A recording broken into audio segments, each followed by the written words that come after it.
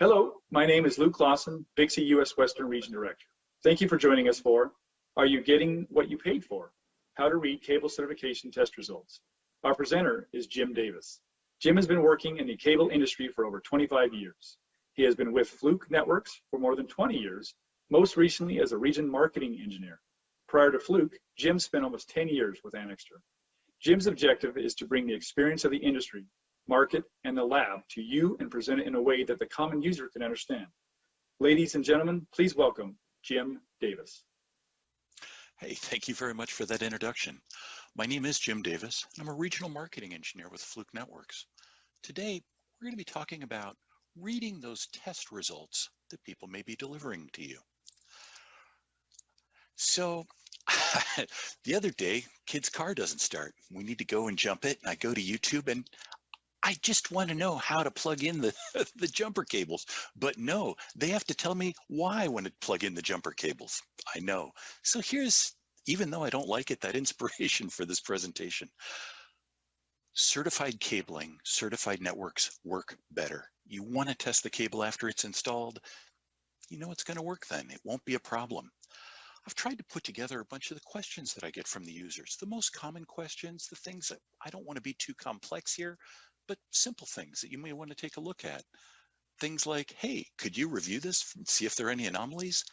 Yes, 11,000 test results, actually 11,594. Fiber, we don't have categories, so people will say, hey, is this fiber going to be able to support gigabit or not? And what does this value mean? Finally, I want integrity in the test results. I want accuracy, reliability, but I want to make sure that no one has played with them. And yes, this is a green check mark with a failing test result. We'll laugh about that at the end of the presentation. All right, thanks for your patience there.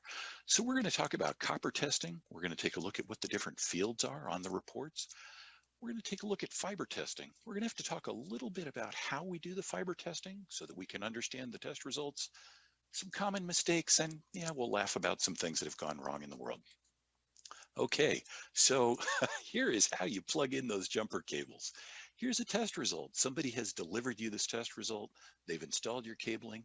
They've tested it to make sure that it meets the parameters you're looking for. How do you read this? Look at all these fields and charts and graphs and numbers and NVP and prop delay. Well, there are two fields that are very important to read. The first one, very simple, did the test result pass? Okay. And the second field, and this is literally the most important slide in my entire presentation, what test limit did it pass? If you asked for category 6A, this is not passing category 6A. This is just passing category 6. That's it. Start your car. We're ready to go. All right, but let's take a look at some of the detail in the fields that we have. The first thing that we need to consider is, what is the format that we're going to get for the test results? I know people are pretty common about saying, oh, I want it in PDF format, but I'm going to put in a pretty strong push here to ask for the test results in the native format, the format of the test equipment manufacturer. Here's our test equipment. We ran our tests. We have the test results on there. We use our little USB cable and we download it to a laptop. Of course, not everybody has a laptop on the job site, and if they do have a laptop, they probably don't have admin privileges, so they can't download the test results. You could put them on a USB memory stick. I'm seeing a lot of people using cloud services today. Please, at the end of the day, before you go home, before you have that first beer, upload the day's test results to the cloud service. You're much less likely to lose them. So here is a test results management software. The format, the layout of them is going to be pretty similar between the different manufacturers. Mine is, of course, better. Kidding, a little bit of humility there. And what are the fields that we see in this? Well, we have the option whether we're going to import the test results from the tester or perhaps from a cloud service. We're able to convert the format. Some people want a PDF format. Some people have thousands, tens of thousands of test results. And they need them in CSV format for them to do analysis of the results. Now, you also have some options here where you can configure, are you going to get feeder meters? Are you going to get month, day, year, or year, month, day? And one that I'm going to throw out, These are some fiber optic test results. When I'm looking at the headroom, and the headroom is the difference between the measured value and the limit line, rather than looking at the loss margin when I'm working with fiber optics, I like to look at the loss value. I want to know what the absolute loss is. I don't care what the limit is. I want to see if I've got 1 dB or 5 dB or 20 dB of loss. It's just more helpful to me. Again, that's a configuration setting in the options. Now, other things that you can do with the software are to sort based on one of the rows. You might put it in order of cable ID to find a specific cable ID or date and time to see when the tests are run. If I've been given 11,594 test results, rather than paging through them, I might sort by the status to look and make sure they didn't hide any failing test results down there towards the bottom. And I had a new one the other day. You'll see this is recent from April of this year, where all the test results were passing, but we sorted on the test limit because we found that they had slipped in a couple of category 5E test results when we were looking for category 6. So again, just a way to drive through the test results and see what there is. Now, originally this presentation was prepared for the manufacturers who issue warranties for cabling systems. Hey, Jim, we have a new engineer, and could you help explain to them how to read the test results to make sure that they comply with the requirements for our warranty? So this checklist, I hope that you will find it helpful for you to check off each one of the fields on a test result. And you need to know what you asked for in your bid document to make sure that this is aligned. I'll toss out again that idea of asking for these in linkware format, the native format. Did it pass? What was the test result? Now, this is a little bit of an interesting test result here. We can see that it's an extended test result. We've got this plus POE on the end. There's a deficiency in the TIA standard. I always want you to follow the standard, but it doesn't require a resistance test. There's no pass-fail value. Hey, some fun trivia. Differences between the TIA 568 and ISO 11801 standard. ISO 11801 does require loop resistance. So using these plus POE limits will help assure that your links will support power over Ethernet. What tester are they using? Yeah, this may come up later when, if you watch the job site to see them doing some of the testing, is it the same tester? And of course, I want to check and make sure that if they're doing permanent link testing, they're using a permanent link adapter. We're going to talk in a little bit more detail about the calibration date because that brings up some questions, as well as the marginal results. And my favorite, the cable type and the NVP. How often somebody gets a failing test result, calls their distributor and says, this is failing. And they go, oh yeah, that's the tester. You probably don't have the NVP set properly. Let's explain it. Finally, one little bit of trivia you may not be aware of, the shield test. Here we have our 8 conductors, our 4 pairs, and down on the bottom there's a little letter S. We will always check to see if there is continuity on the shield conductor. Some people don't want to have continuity on the shield. They'd like to have it open on one end. So we'll always report if there is continuity on the shield. Let's take a look at some of those details. The calibration date. This is precision test equipment. This may be some of the most sophisticated equipment in the contractor's tool bag that they're using. And precision test equipment, we need to verify within a given period of time if it's still making accurate measurements. So it's not if the tester is within its calibration period today. Clearly, this is several years out of its calibration period, but when the test was run, are we within? Our recommendation as a manufacturer is 12 months. Now we're taking the entire population of testers and we're saying, hey, every 12 months you may need to check that. That doesn't mean that individual testers won't maintain their calibration for a much longer period of time. Now, if calibration is a really big issue for you, sometimes people have ISO 11801, I'm sorry, not ISO 11801, Oh, standards confusion. ISO 9000, they're required that all the test equipment used, it's a procedural thing. All the test equipment is within its calibration period, or perhaps for your warranty project, you got burned on the last project where your tester ran out of its calibration period because the project took 6 months. You might want to specify that they've got a good amount of time on the tester before they start the project. All right, marginal results. As I've mentioned, this test equipment is extremely accurate, but we have to recognize that when the measurements get very close to the limit line, it could go either way a little bit. So the standard tells us that if we're very close to the limit line, we need to put this little asterisk next to our test results. So what we can do is sort by status, and in between pass and fail, we would see potentially these star pass test results.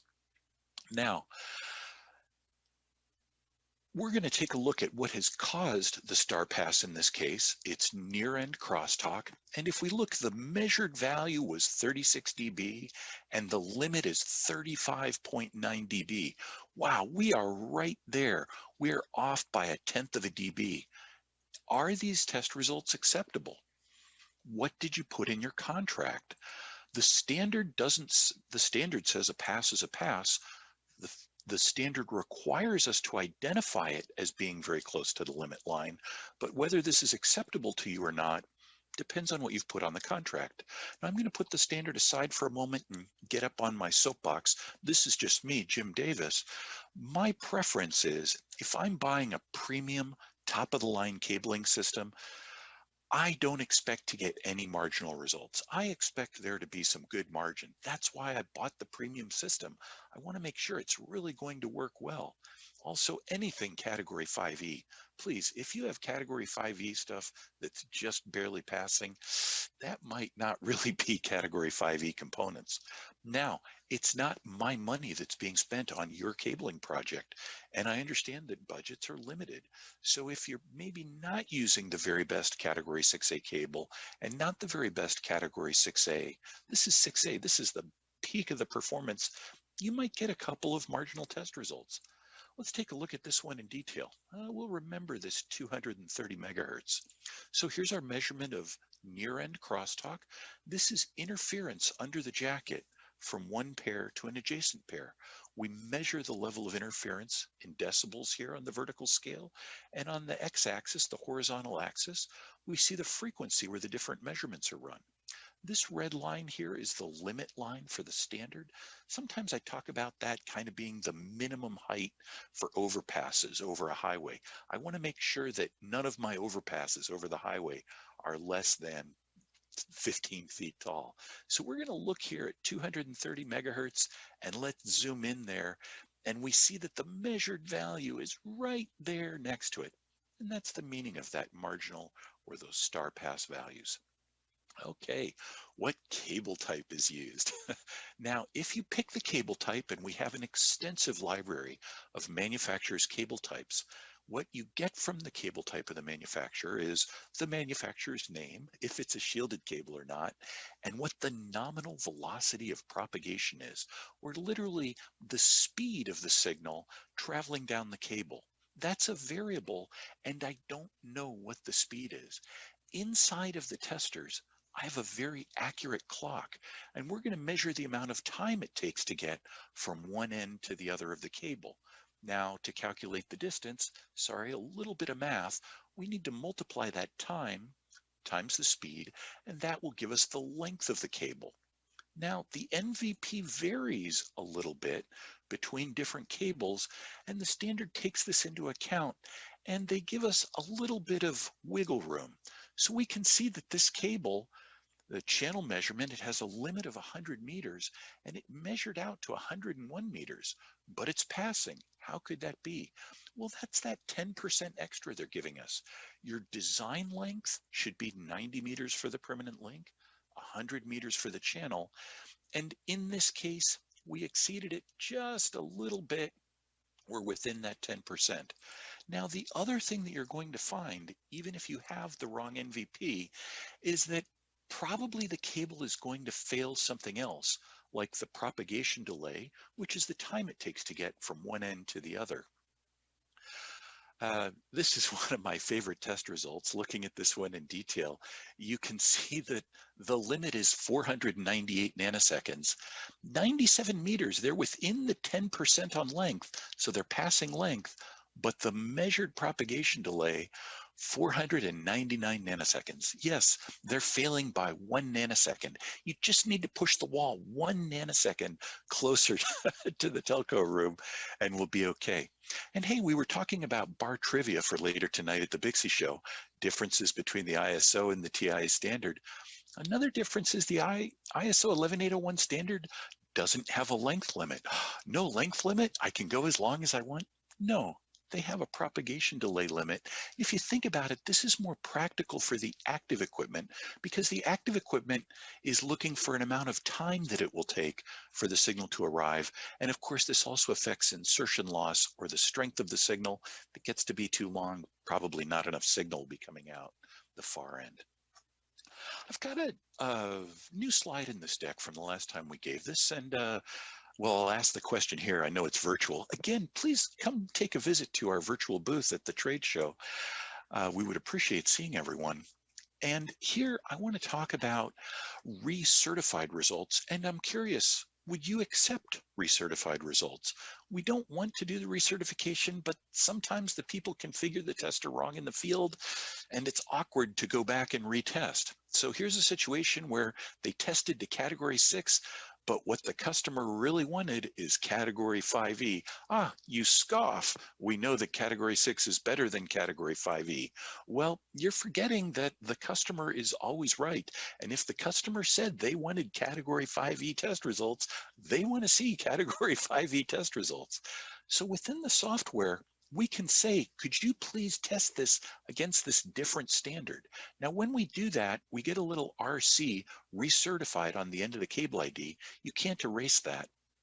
And I would suggest that if you do accept these test results, that you certainly ask for the original version so you can see the date and time when the test was run. You see that a year has passed in this example. And that'll just make sure that you know when the tests were run in the first case. Now, get on my soapbox here for a moment. I don't like if we change permanent link limits to channel limits because it's just not the same thing. You're going to use a different adapter, it's a different test, and you don't have the user's patch cord. A channel test is only valid with the user's patch cord. You can't use a single one. So my preference is not to switch from a permanent link to a channel test in the recertification. Whew, we are flying through this presentation. I hope it's feeling fast for you as well, but that's going to wrap up our section on copper testing. Now let's take a look at fiber testing. Copper testing, though complex, in a way for the people in the field is a little bit easier than fiber testing. I put a tester on both ends of the link, I push test, and it tells me whether it passes or fails. Now, in the case of fiber testing, it's a little bit more delicate. We need to do some work to set up the test. And the way that we set up the test, the process to configure the test, is essential for the accuracy of the test results or the uncertainty of the test results during the day. If you don't start your test well, if you don't set it up well, your test results they're going to introduce a lot of uncertainty, and a bad reference would actually mean that your whole day's test results are going to get thrown out. And I don't want you to do that. So I want to walk you through the right way to get those test results set up. Now, I'm going to walk through a little analogy here to help you understand how the fiber testing is done. Again, before we put the tester on each end of our link, we need to put the testers together to find out how much light is coming out of the end of the tester. And my analogy today is going to be not weighing the dog, but weighing my suitcase. On my way to a BICSI show, I've got testers, I've got power supplies, cables. This stuff is heavy. And I want to make sure that my suitcase I don't want to pay extra to send my suitcase on the plane, so I'll throw it on the bathroom scale. But there's a problem. I can't see the display, so I don't know how much it weighs. So what are we going to do? Just like our fiber testing, we're going to set a reference. Hey, yours truly there. I'll be the reference, and let's write down what my weight is. Call that 100 dB. All right, now I'm going to get on the scale with the suitcase. I'll subtract out that reference value, and now I have the loss of my fiber. So again, the uncertainty is this test run properly depends a lot on setting up the test properly. And I can't emphasize how important this is.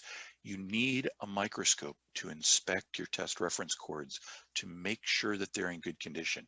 It's not just cleaning. You want to inspect to make sure that they're in good condition before you start your testing. Now, when possible, we want to do a one jumper reference.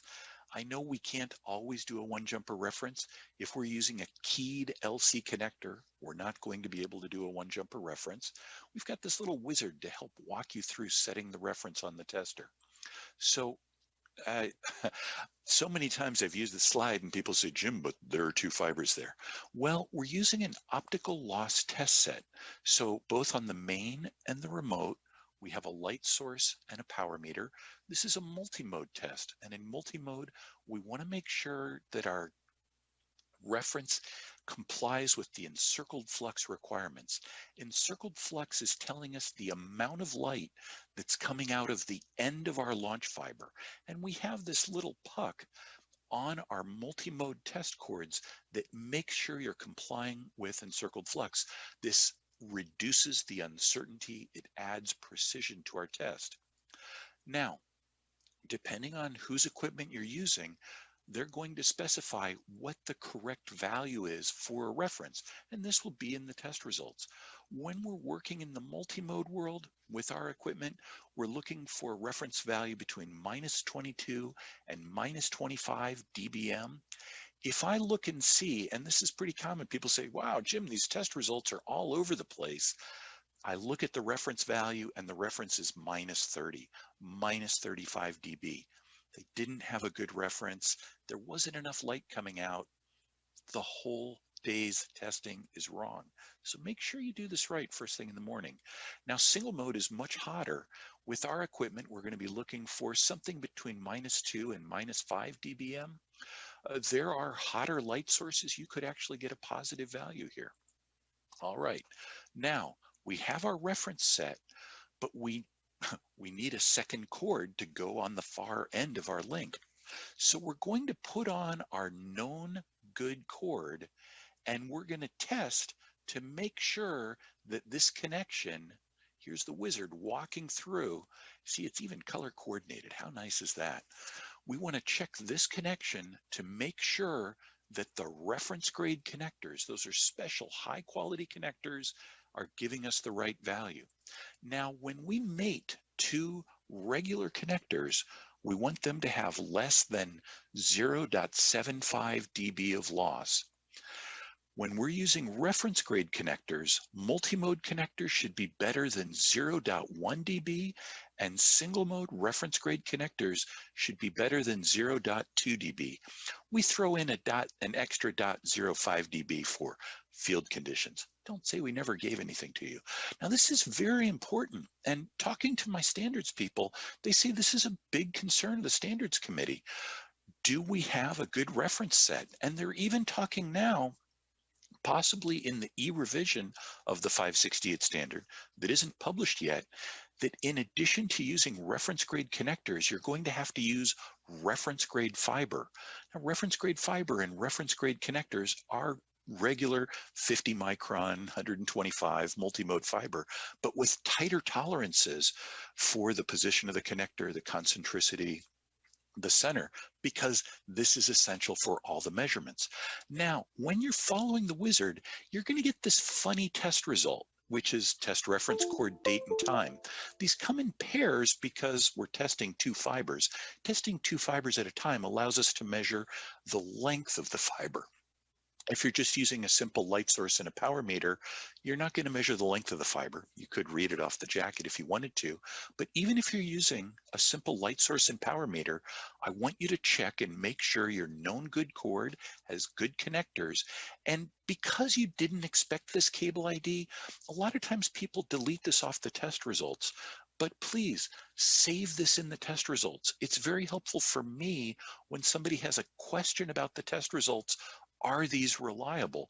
If I see that the cords were in good condition and had good loss values, that gives me a lot of confidence that the process was done properly.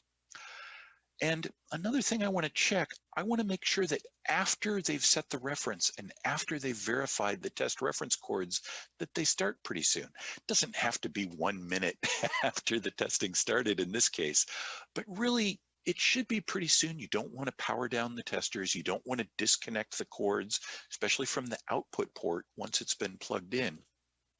So I've actually seen specifications that say the testing must start within 1 hour of setting the reference. I want to make sure there's some length there. We'll look at that in a moment.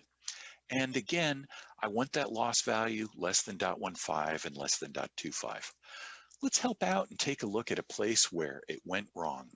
So here, they tried to set the reference and we have these funny values. And I had used this slide before, my own mistake, and I saw this minus 0.12 and I said, aha, a gainer, what a great example for a gainer.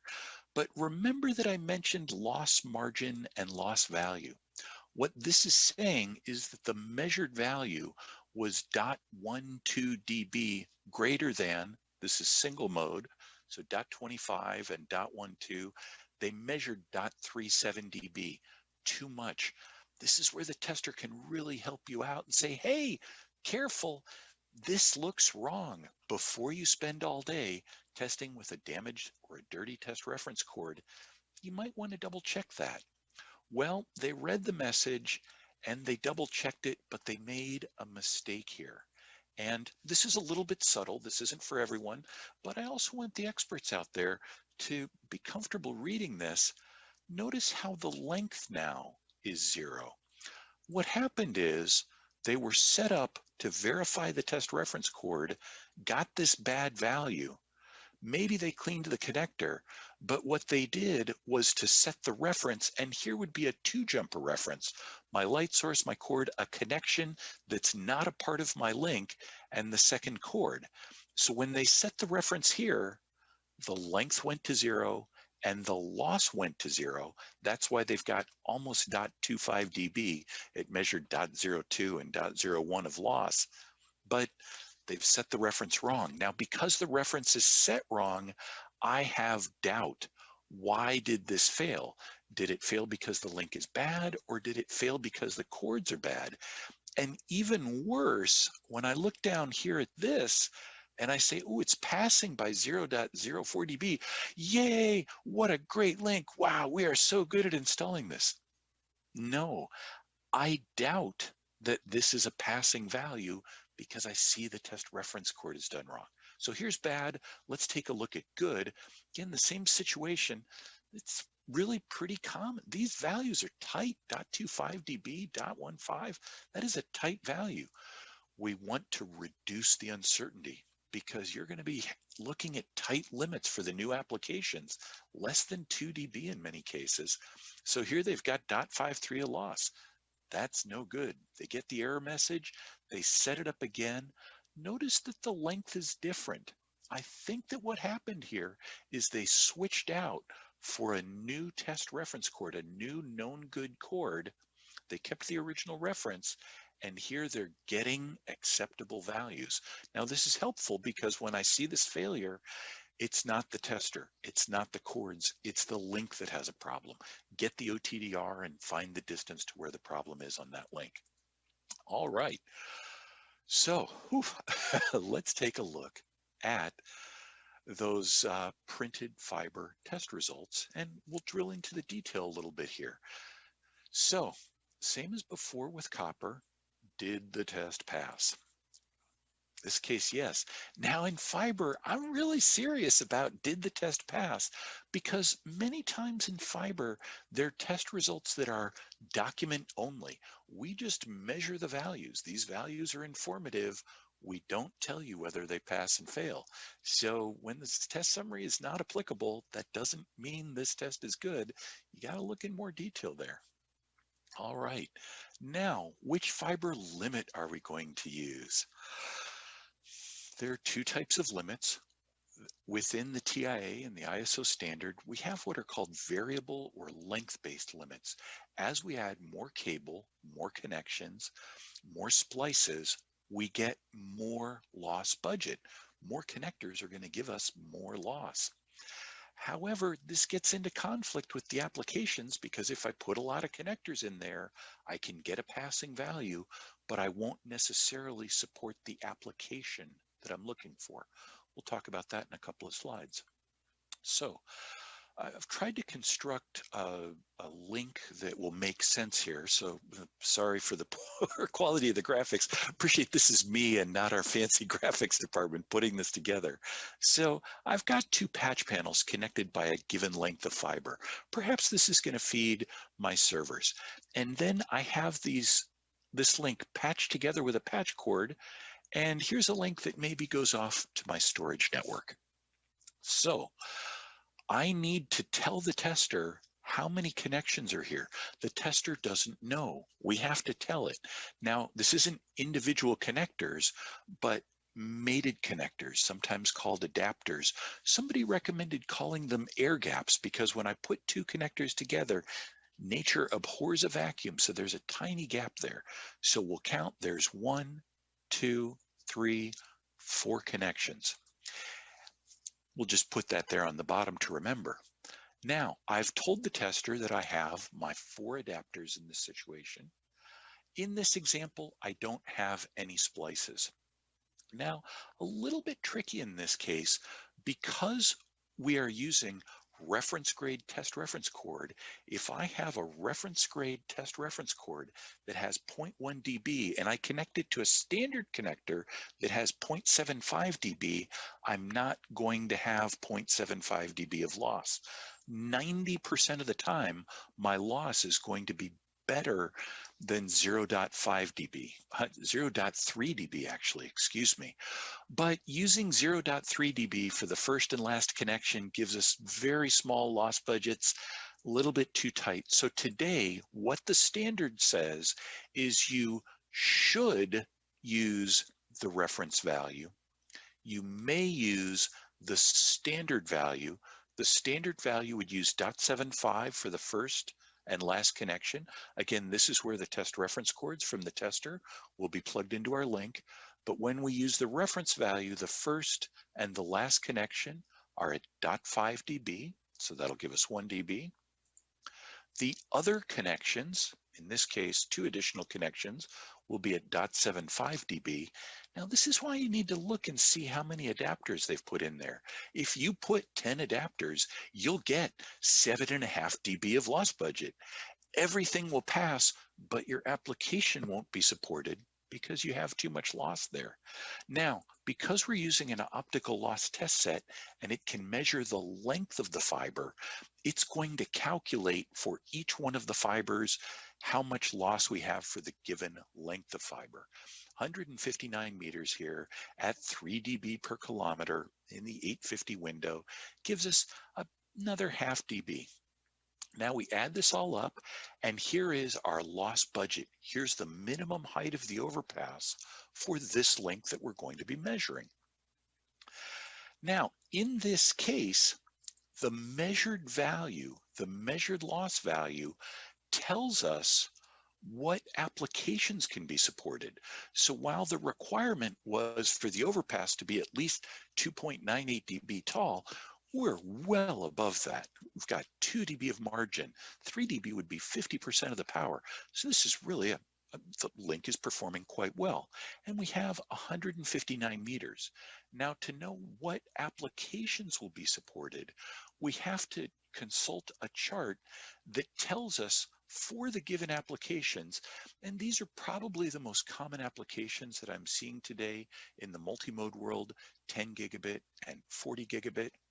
If you'd like to see more detail about the applications, there are going to be some presentations that talk about, I think Mr. Young from CommScope's going to be talking about 800 gig.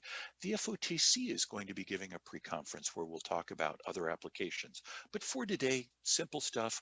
If we want to support 10 gigabit Ethernet in multi-mode, 10G base SR on simple OM3 cable, we're going to need 2 fibers, needs to be less than 300 meters in length and less than 2.6 dB of loss. So .98 is less than 2.6, we're good. 159 meters is less than 300 meters, we're good. Now, when we go up to 40 gig, we see a difference between OM3 and OM4. OM3 will support 40 gigabits, but only out to 100 meters. 100 meters, 300 feet, that's a pretty good distance. Sometimes people ask, I installed this OM3 cable a couple years ago, will it support 40 gigabits? Well, let's take a look. How long is it and what's your loss? So here, 0.98 dB is less than 1.9 dB. Yeah, we would support 40 gig, but not so fast. I can only go 100 meters. OM4 has additional modal bandwidth, so OM4 can run out to 150 meters. A little bit of a tighter loss budget, though, when we get to that longer length. Now, the number of fibers, basically what they're doing for 40 gig is transmitting 10 gig on each of 4 fibers and receiving 10 gig on each of 4 fibers. And in a different presentation, we'll talk about our friend, the MPO connector. So let's take a look at our test report, and down here on the bottom of the test report, we can see what applications will be supported by a link with this loss value and this length. Now, the loss budget would support 10 gig, but the measured loss value does support 10 gig, so we see 10 gig base SR, S for short, so this link would support 10 gigabits. We don't see 40 gig on this list of supported applications because the link is too long. Now, will it support 40 gigabits? Talk to your manufacturer of fancy fiber or fancy SFPs and they'll say, oh yes, we might be able to handle it. My job though is to talk to the standards. Hey, let's highlight those compliance standards. And those will be on the bottom of any standard test report. Said I was going to talk about negative loss. I do not want to see a gainer. I don't want to see negative loss suggest that there is more light coming out of the fiber than what I put in. That would be as if when I stood on the scale with the suitcase, I weighed less than when I stood on the scale with the suitcase. Hey, United Airlines, you owe me money to take this suitcase. No, good luck with that. What this tells me is they configured the test wrong.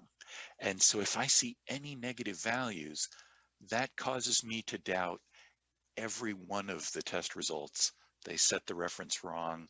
And this is where, again, I want to emphasize the importance of paying a lot of attention, making sure your fibers are clean, make sure you have a good reference, make sure your test reference, your TRC verification passes, and save that data. That'll help the person, me potentially, who has to read your 11,594 test results to be able to say, yeah, these are probably working well. Okay, boy, sorry, we're still going too fast. I know no one's going to complain about me being ahead of time here, but let's take a look at some of the common mistakes that I see people making. So, testing to the wrong limit. Instead of looking at the tester when we start the job, we just use whatever was configured in the test. And the last test was category 6. I'm on a category 6A test. I didn't reconfigure it. And please be careful. This isn't the cable type. Remember, the cable type only affects the NVP. This is the test limit. And the NVP can be wrong. I can use a category 6 NVP and test against category 6A limits. What I really want to make sure is the test limit is correct for what is in the bid document. Are they asking for channel or permanent link limits? And am I using channel or permanent link adapters? make sure I do that the right way. Get a bunch of unfortunate situations where people said, oh yeah, we tested this 6 months ago and our tester was out of calibration and the manufacturer won't accept the test results now. Yeah, there's uncertainty and they're not sure that their cabling is going to work for 25 years. So the tester was out of calibration. That can be tricky when the network's already up and running. You don't want to have to go back and disconnect it and plug in. So check that calibration date. Check the requirements of your contract. Does the contract request that the tester be within its calibration? Hint, hint, you want your specification to say that the tester is within its calibration period and that it has the current firmware. I mentioned we're on version 6.6. If you're running version 6.5, it's probably okay. If you're running version 4.5, the standards have probably changed. Something is off. There are probably a couple bugs that we fixed in there. Now, with fiber, again, people are not used to delivering that funny cable ID TRC. Please include that in your test results. It's helpful for us to make sure it's right. People delivering any test result with negative loss, that's such a simple one to find and then say, hey, this whole thing is wrong. And we talked in detail there about the difference between the application requirements and the TIA loss budget. Most often I see people using that variable loss budget. So as they add connectors, as they add fiber, they get a little bit more budget, but know which application you're going to be running over that to make sure that you don't end up with too much loss. And finally, here's a new idea that I've been throwing around. When you are done with the testing, before you put the dust caps back on the fiber and walk away, use that video camera to grab an image of the fiber. Why? Because your company may not be the people who are installing the active equipment. They may not install the active equipment for a week, a month, a year. And when somebody comes back to plug in the routers or the active equipment, if that connector's dirty and the active equipment doesn't work, the people who installed it might take the blame. If you have saved an image of the fiber, that'll decide whether you get paid to go back and clean the fiber or whether you have to do that because the customer is always right. This is what it looked like when I left it. Okay, let's take a look at some uncommon mistakes. And again, I don't mean to beat up certification at all. I want you to do the certification right. We know that the certified networks work well. We know that that helps to make sure that technicians do a better job installing. They maintain the twist. They minimize the amount of jacket that they're tearing off. They're more careful with the fiber and maintaining bend radiuses when they're installing it if they know that it's going to be performance tested. So some things that are wrong, all the links should not have the same length.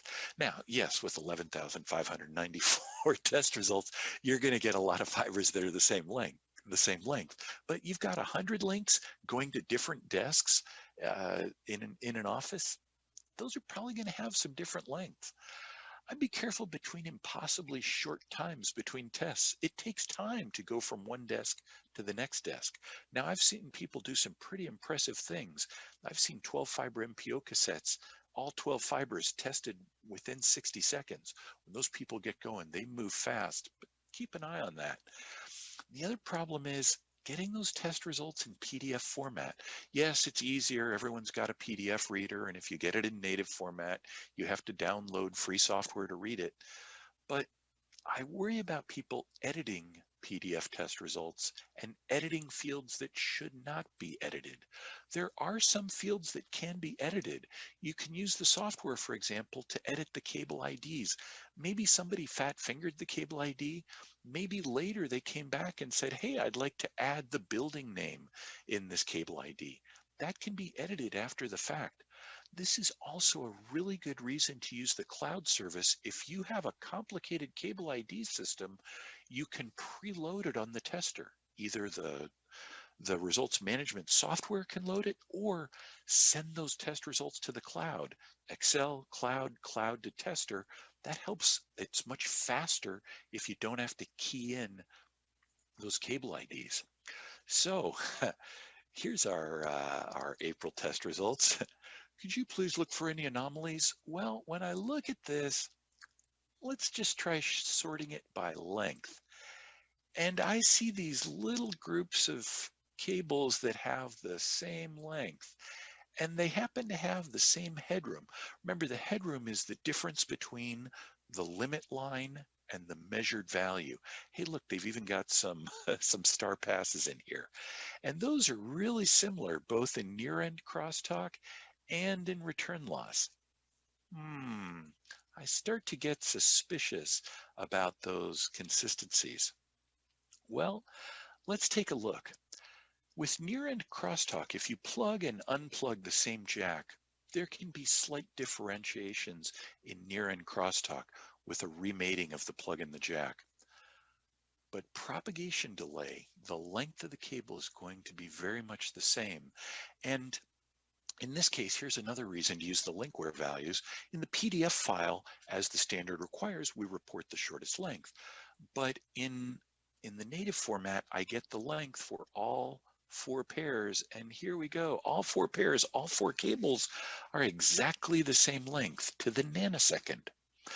I don't mean to be suspicious, but I'm suspicious. Okay, and a final one here. Let's take a look at the return loss graph. Return loss is a noise. Return loss are reflected signals, echoes coming back on the cable. This happens, it's intrinsic to the cable. Variations in impedance cause these reflections. We measure return loss, the strength of it in decibels on the vertical scale, and in the frequency domain, we measure on the x-axis or the horizontal here. So here's our limit line. The 3 dB rule has been applied. That's the grayed out portion of this. And we see that the limit line, the minimum height of the overpass, is going out to 250 megahertz. So this is a category 6, correct, test limit. So what I did was to take this first suspicious cable, and then in PowerPoint, I can overlay cable number 8, and I can take everything that's white on this and make it transparent. So I know this isn't a commercial presentation, but I gotta give a shout out to my engineers. The repeatability, the accuracy of this test.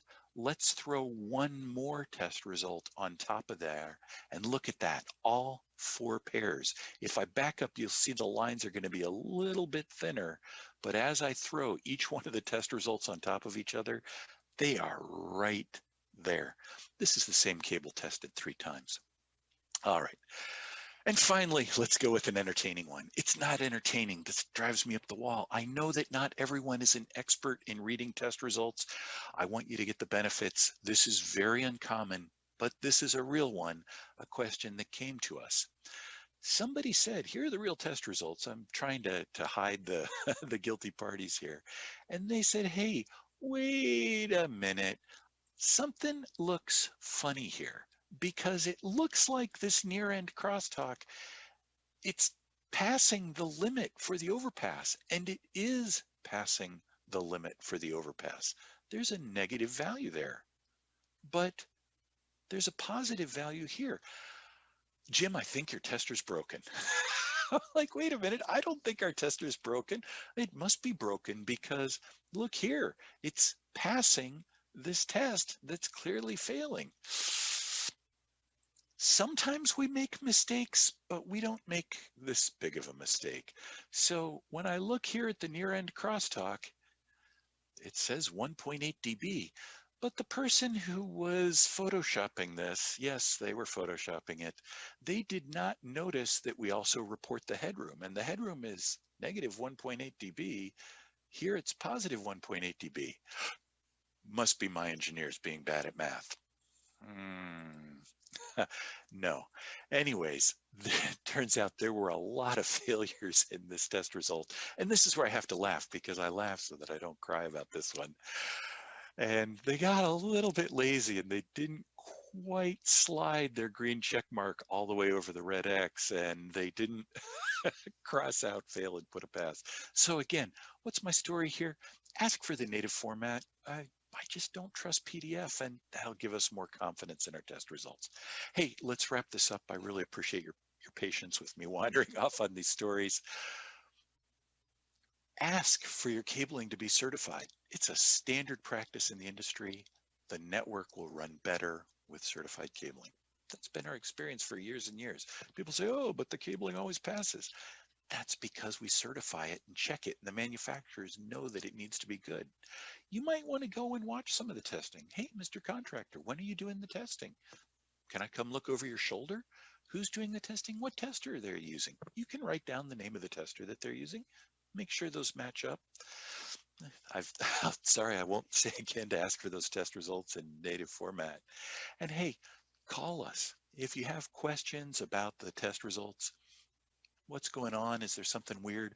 We want you to have confidence in this. You may be the owner of the test equipment. You may be doing the testing. Is my technician doing this right? Please reach out to us. We want to make sure you're comfortable using that. And certainly let me also give a plug for our CCTT classes that we offer. Mike Panaki's been doing those online. Pretty impressive. They're doing them remote. We want people to be comfortable using the testers to make sure that their networks work well. My name is Jim Davis. Thank you to BICSI. Thank you so much for working to put this on. It's a tremendous effort to do both a virtual and a live trade show. If you're going to be at the live trade show next week or whenever you're watching this presentation, come visit me in the booth or come visit our virtual booth. Thanks again to BICSI for putting this on. Here's the contact information, and have a good day, everybody.